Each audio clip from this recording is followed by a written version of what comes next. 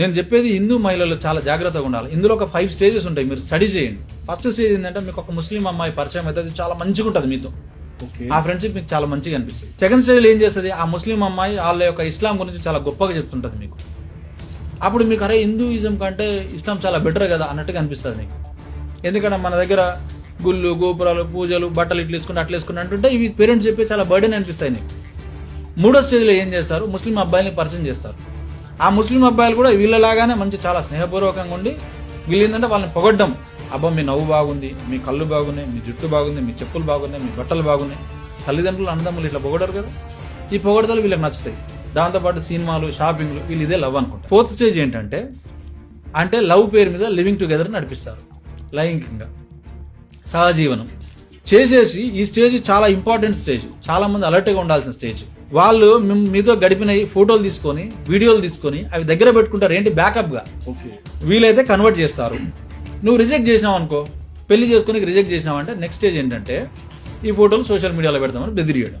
నేను thanks to Rashmi Perumal DCP Rashmi Perumal గారు సికింద్రాబాద్ లో, నేను చెప్తున్నా చాలా మంచి ఆఫీసర్.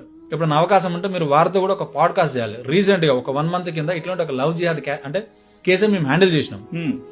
ఎంత సాయం చేసినారంటే వాడెవడు వాడిని ఐడెంటిఫై చేశారు, వాడిని అరెస్ట్ చేశారు, వాడిని జైలుకి పంపించారు.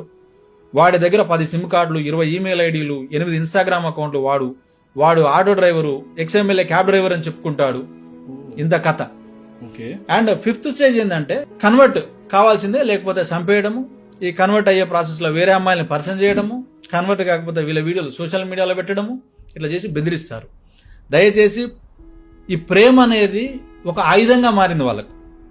వాళ్ళు చాలా ఏంటంటే ఇది ఒక soft sweet weapon, they are using it. So be conscious, be careful, don't become victim, don't get trapped.